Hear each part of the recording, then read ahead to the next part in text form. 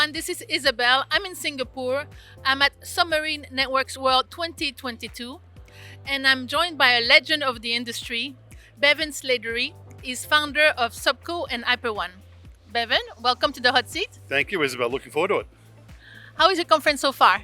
It's been great. I think it's the first big conference I've been to post-COVID, and it's just so great to see everyone here. It shows the importance of seeing people in person, so it's been awesome. So, Bevan, my interviews at the moment are all about the future. Okay?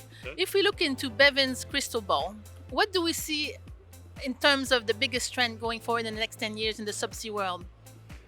Oh, yeah, that's a great question. There's probably a few things. I think the continuation of these really large fibre pair systems between major markets, these what we call SDM cables. You're going to see the continued investment from the hyperscalers being really important, but I think we're going to start seeing infrastructure funds and private equity starting to get into the subsea cable industry like they did in data centers and fibre networks.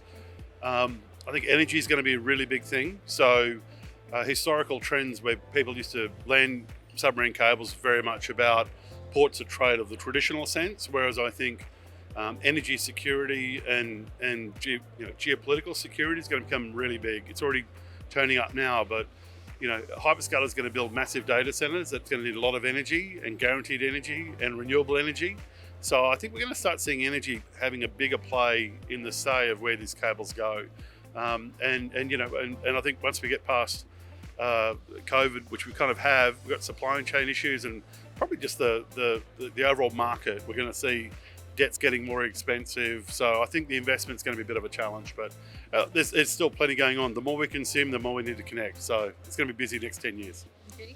You've mentioned a few challenges, so if we keep looking at your crystal ball, what do you think will be one of the biggest challenges going forward?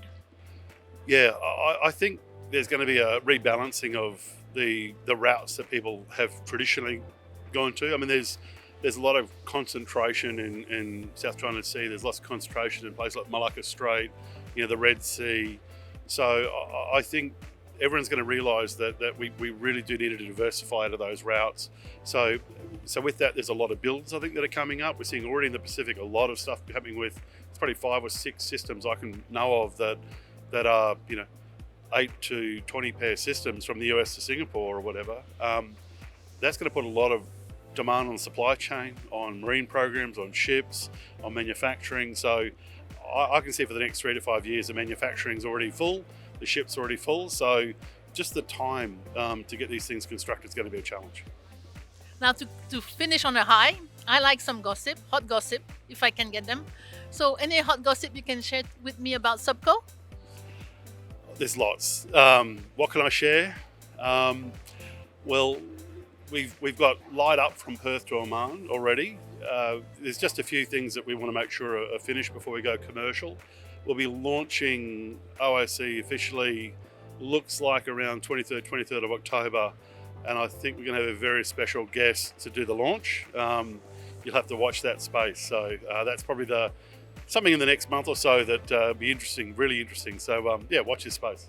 Cool. I like that very much. Thank you so much. I know you're a busy guy, so thank you very much for letting us look into your crystal ball. I really appreciate your time.